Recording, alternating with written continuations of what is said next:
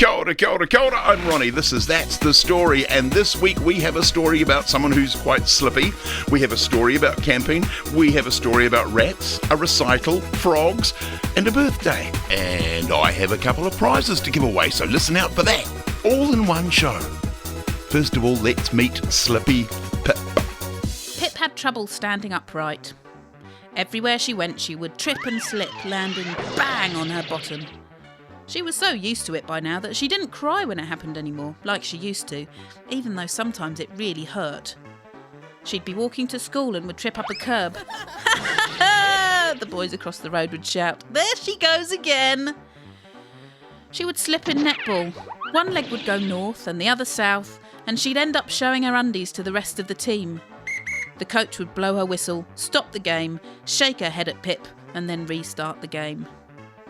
She would trip on a stone on her way to the dairy for Dad, sending change rolling towards the drain. Beep beep! Someone would always drive past when she was on the ground. She would slip on the rocks when she was looking for crabs at the beach, and even though the rocks were sharp, people around her would still laugh. She would trip on the carpet on the way to bed, sending her headlong into her wardrobe and ending up in a heap of sweaters, skirts, jeans and hangers. Her sister thought that was just hilarious, and she even slipped on a banana skin once, right in the middle of the school playground. She'd spotted it too, but no matter how hard she tried to avoid it, her feet led her right to it. She ended up in a heap at her teacher's feet. And although everyone else in the playground thought it was funny, she was glad to see that her teacher felt just a little bit sorry for her. Or was that a wee smile she saw in his eyes as he picked her up? Slipping on a banana skin, thought Pip. I thought that only happened in stories. She slipped at the seaside, tripped in town, staggered at the cinema, tottered at tea time, came a cropper on a space hopper, stumbled on the stairs, crashed at the cricket match, toppled during tennis, nose-dived at Nana's house, fell at the fun fair, tumbled out of her treehouse, and even capsized a canoe. She had bruises everywhere. Blue ones, green ones, purple ones, even yellow ones. But the biggest bruise of all was on her self-esteem. She felt awful, clumsy and stupid, being the laughingstock of the town. Slippy Pip, they used to call her. But then on her last birthday, something brilliant happened. Her Nana took her ice skating. They swapped their shoes for some stiff blue ice skates, which took ages to lace up. Pip only fell over once on the way to the shoe-swapping counter, and only 2 people saw it. They toddled their way carefully to the edge of the ice rink. While Nana was gingerly tiptoeing around the edge of the rink, holding on the rail for dear life, Slippy Pip was in her element. She twirled, veered, spun, tacked, pirouetted, slid, whirled, coasted, floated, turned, swerved, zigzagged and skated as if she'd been doing it forever. Nana was amazed. Good news travels fast, and back at school on Monday all the kids already knew about it. Her self-esteem was truly mended. No longer was she Slippy Pip. Instead she was Philippa, Queen of the Ice. So what do you reckon Slippy Pip looks like? Why don't you draw me a picture of Slippy Pip? Get your teacher to take a photo of it. Email it to me. Go to our website, that'sthestory.co.nz. Click on Contact Us. You can send me your picture from there and we will put your picture up in the very, very near future. Now, who likes camping? I like camping. That's the story, just the way we like it. We used to go camping, Mum and Dad and I, my sister and my brother too, to a farmer's farm out the back of nowhere, where there wasn't even a loo. A river ran by with a tree right across that we could dive underneath. We'd swim for hours till our skin turned blue. Then out we'd come with chattering teeth. We used to go camping, Mum and Dad and I, and my sister and my brother too. Dad would go fishing and Mum would just read, and we'd just do what we do. Building big dams and hunting for eels, and panning for gold in the stream. Until 4:15 we'd hear a big roar. "Come and get it," our Mum would scream. So off we would tramp right back to the camp and huddle around the fire, telling huge lies as we ate our fish pies. Of this we would never tire. We used to go camping, Mum and Dad and I, my sister and my brother too, to a farmer's farm out the back of nowhere, where there wasn't even a loo. G'day, I'm Ronnie. This is That's the Story, and if you would like me to do a shout out to you and your mates on the show, then just go ahead and email me. Head for our website, that'sthestory.co.nz, click on Contact Us, and you can send me that message from there, and I'll do a shout out to you in your classroom very, very soon. Now, who am I? You know the drill. Get your pen and paper handy. Get Google ready on your Chromebooks, but get ready all the same. I'm about to give you some clues. From those clues, I want you to try and guess who it is that I'm talking about. Here come those clues. What's his name? What's she called? I think I know who that is. Who could it be? Let's wait and see what the clues are to this quiz. He was born on March 14, 1879 in Ulm, the Kingdom of Württemberg in Germany. He was a famous German-born scientist and theoretical physicist who is credited for the development of the general theory of relativity.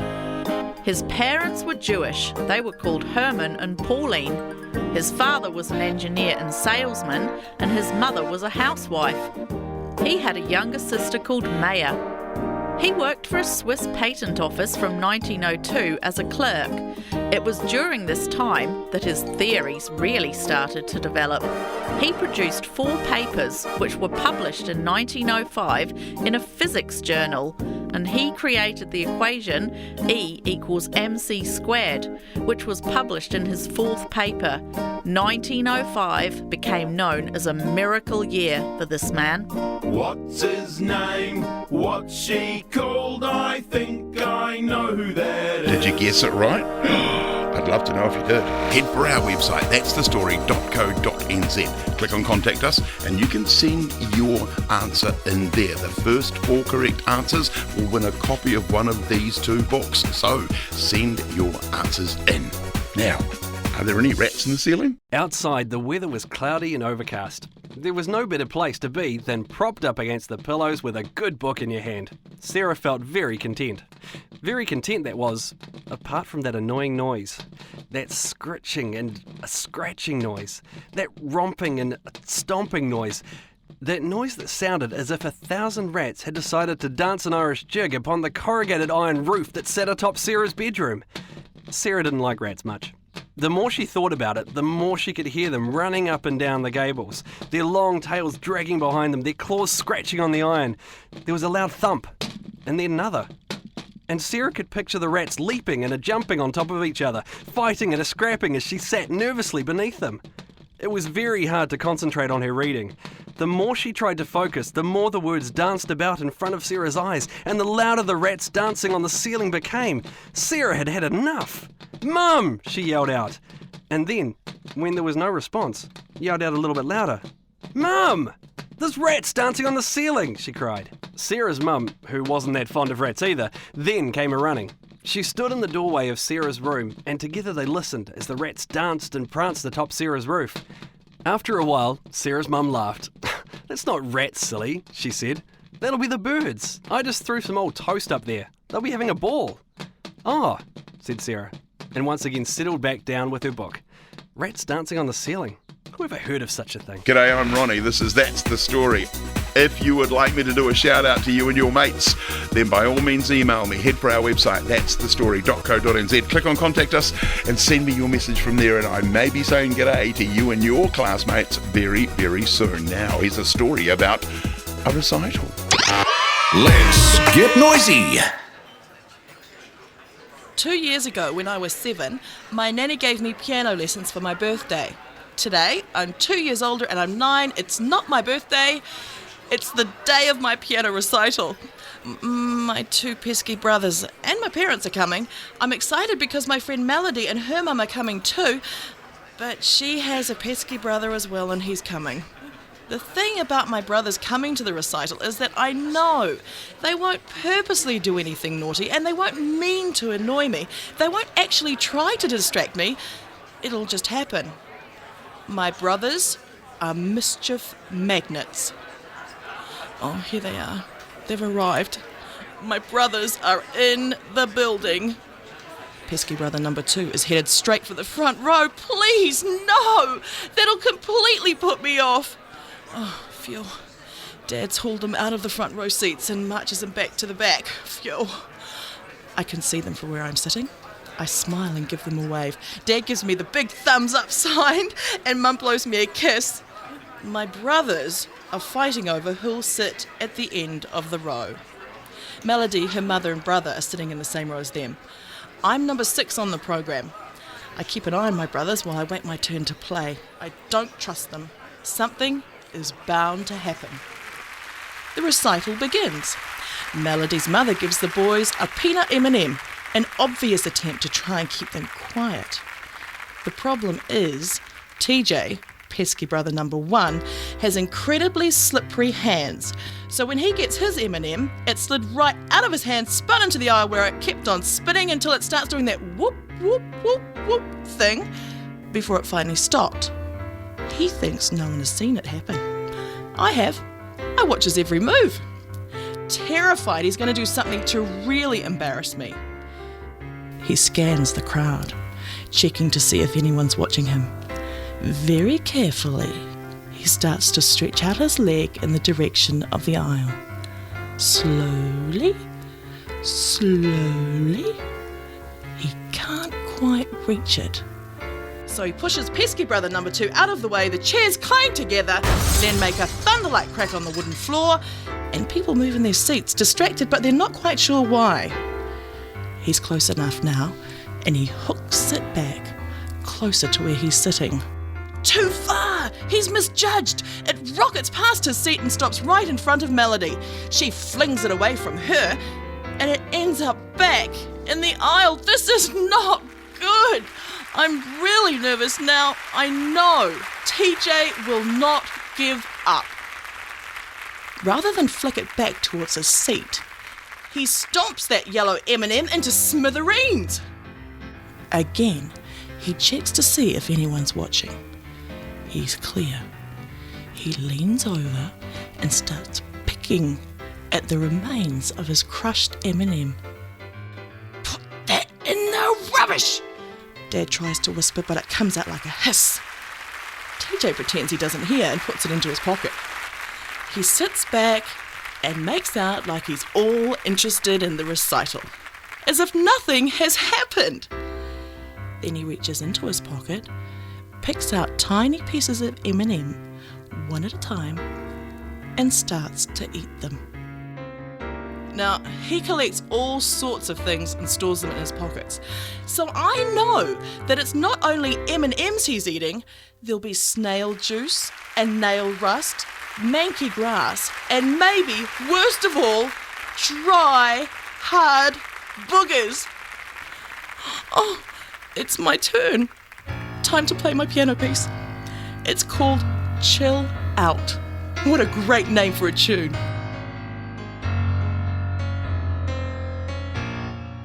I'd like to sing for you a song about a subject that's dear to my heart. I don't like lollies and I don't like cake, and sweet juicy berries I really hate, 'cause I like eating green and slimy, big fat croaky frogs. I like eating frogs. I don't like pavlova, so if you come over, you won't find any on your plate. I don't like ice cream.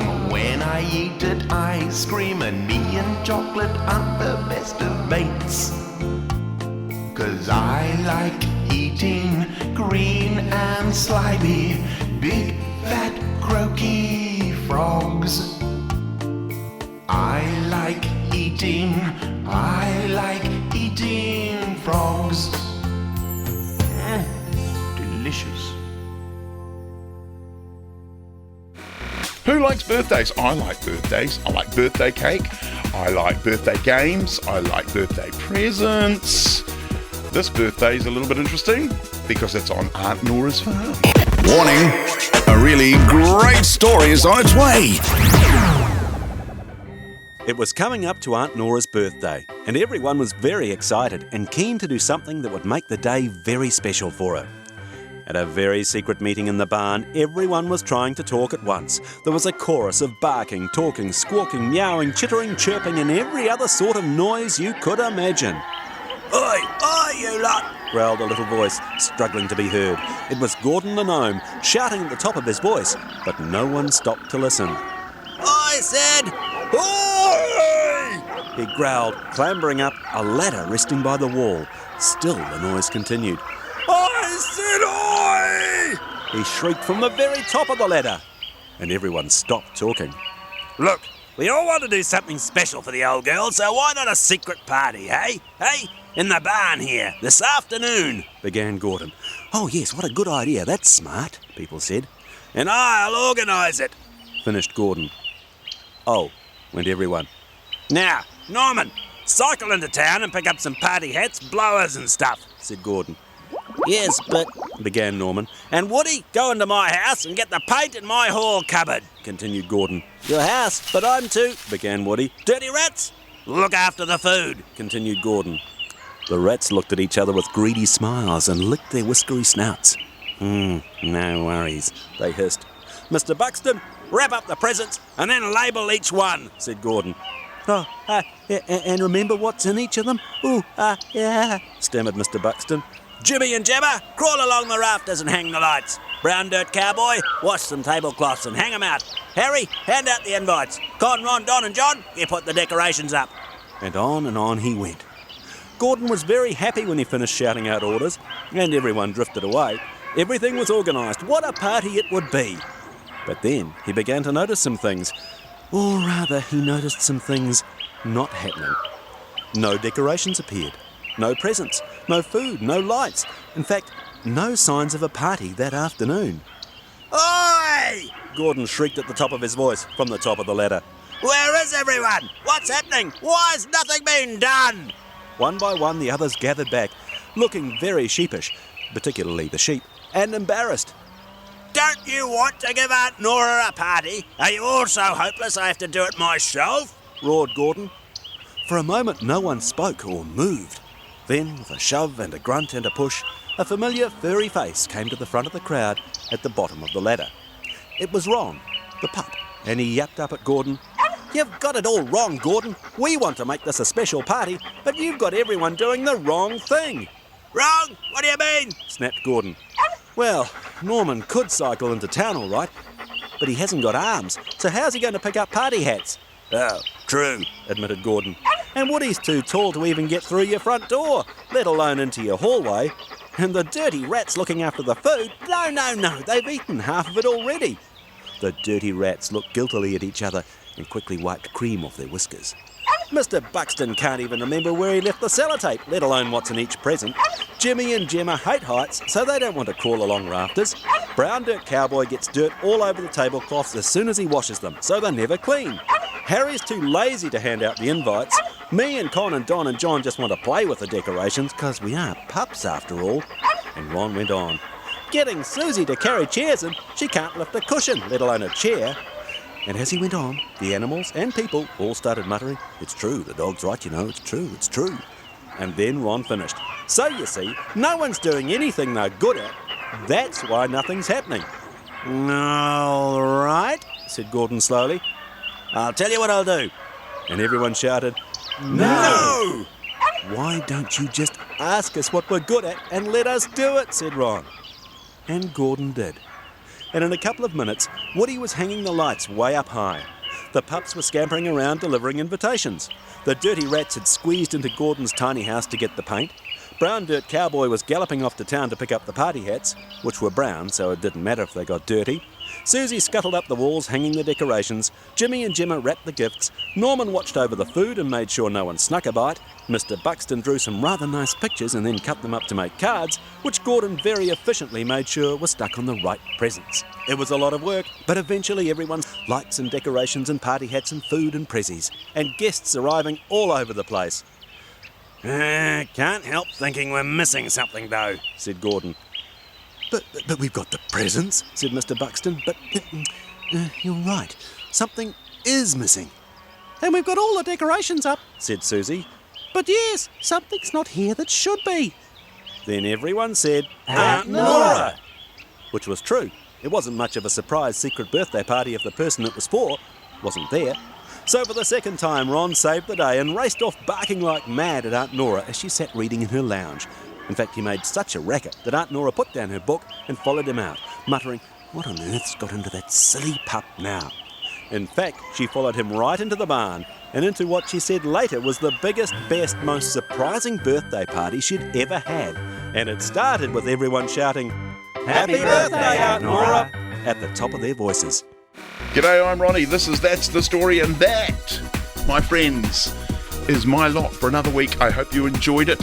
I'll catch you again next week. Until then, ka kite anō. I wanna hear the one about the big old plum tree. I wanna hear the one about the giggly bum.